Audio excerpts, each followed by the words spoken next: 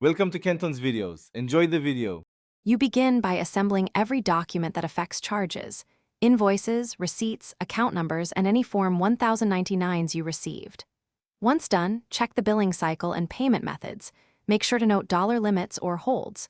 If there were recent changes, address, bank info, subscription tier, or tax ID, flag them immediately.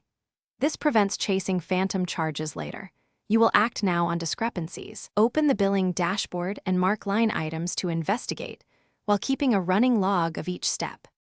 You now reconcile statements line by line, matching invoices to payments and dates. This finds duplicates and timing mismatches. Once identified, calculate prorated charges, refunds due, and incorrect tax applications. Next, correct entries in your system. Issue credits for overcharges, submit dispute cases with supporting docs, or update tax ID and payment methods.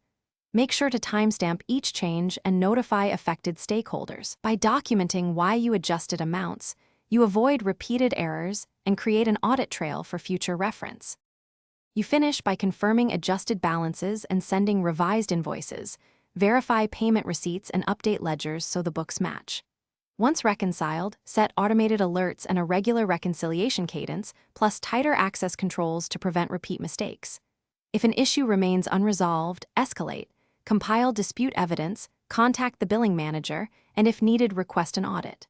One troubleshooting tip: if transactions reappear, clear cache, resync feeds, and compare raw export files to catch system import errors. This solves most ghost charge problems. Thanks for watching. Consider subscribing if we helped you.